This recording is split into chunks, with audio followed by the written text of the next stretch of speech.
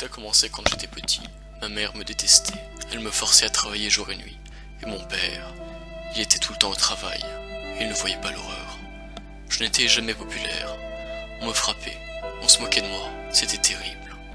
À l'âge de 10 ans, je pensais que ma vie ne servait à rien, donc j'ai essayé le suicide. J'ai sauté de mon appartement, j'étais 2 étages, et malheureusement, j'ai continué à vivre. Mes parents n'étaient même pas venus me rendre visite à l'hôpital. J'étais seul. Après 2 semaines, je suis retourné à l'école. Tout le monde me regardait toujours de la même manière, de la pure haine. Donc, j'ai décidé de vivre juste avec ma PS1 que j'avais gagnée dans un jeu loto. C'était peut-être la seule chose qui me tenait encore en vie. J'étais juste l'ombre de tout le monde.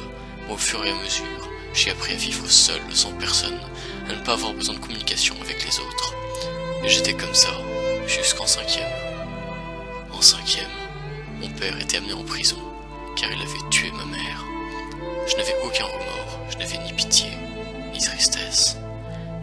Mais je savais plus quoi faire. J'étais bloqué dans cette situation, sans parents, qui amèneront de la nourriture à leur fils.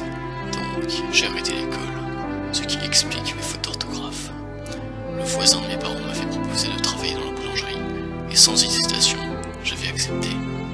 Mais une nuit, il m'avait attrapé et m'a violé. C'était, je pense, la pire des choses qui m'était arrivée. Il était si gentil avec moi, il m'écoute, me félicitait et m'encourageait, ce que personne n'avait jamais fait pour moi.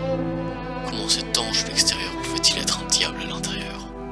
Bref, j'ai arrêté de le visiter, et je fermais ma maison à clé, je n'osais plus sortir de ma chambre.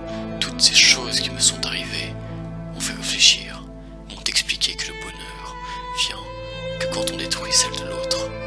Ça ne sert à rien d'aider les gens, car à la fin, ils t'abandonnent tous. J'ai pas fini mon histoire. En cherchant de l'argent, j'avais trouvé un coffre.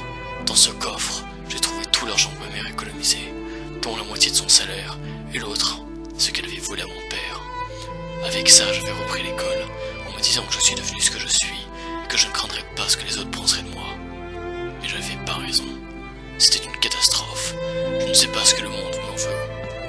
Mais c'était la même histoire que quand j'étais petit. Donc, j'ai décidé de vivre dans ma maison, à faire des reviews de films et de gagner 20 € par semaine. Je veux maintenant voir la vidéo que vous m'avez passée, et je pense que ma vie serait finie avant que j'arrive à devenir scénariste. Surtout que cette histoire n'est pas une imagination.